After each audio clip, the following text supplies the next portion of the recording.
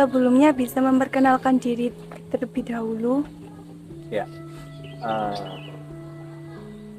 nama saya Bapak Asik. Di sini saya sebagai juru pelihara situs Candi Minyak Jinggo. Nah, eh, Candi Minyak Jinggo atau situs Candi Minyak Jinggo terletak di Dusun Punggahan, Desa Trawulan, Kecamatan Trawulan, Kabupaten Mojokerto. Nah, kalau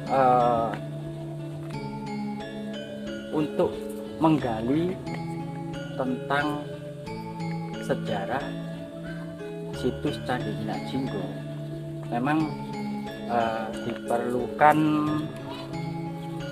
sebuah kajian untuk mengetahui yang sesungguhnya Candi Minyak Jinggo ini dulunya itu berfungsi atau dibuat sebagai apa. Nah, dulu pada masa-masa kerajaan Majapahit, candi ini adalah sebuah sanggar pemujaan atau disebut juga sanggar pamengan. Nah, kenapa candi ini dinamakan Candi Minyak Jinggo? Itu berasal dari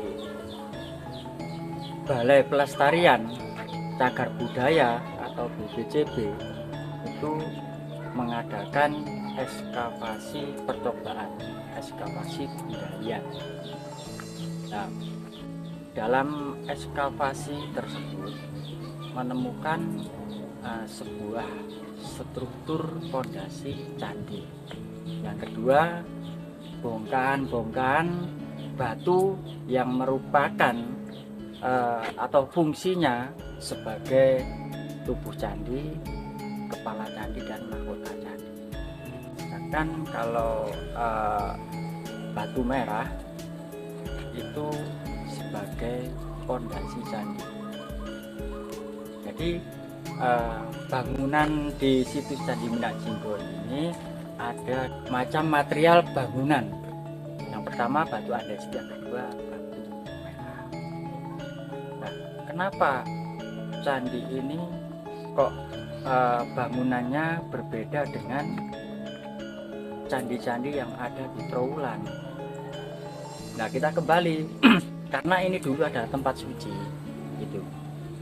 Makanya bangunan Candi Minyak Jinggo ini dulu sangat istimewa dan memang diistimewakan.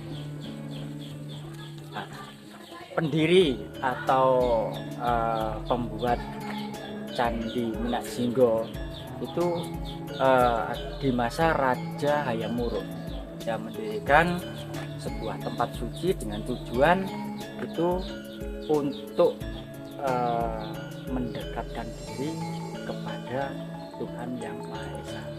Jadi di sini dulu hanya orang-orang yang mempunyai kasta tinggi atau pejabat kerajaan yang bisa masuk ke Candi Minyak Jinggo. Minyak Jinggo itu berasal dari temuan 3 arca pada tahun 1977. Nah, penemuan arca itu ada 2 arca wanita, yaitu Dewi Sri sama Dewi Laksmi, yang satunya arca laki-laki.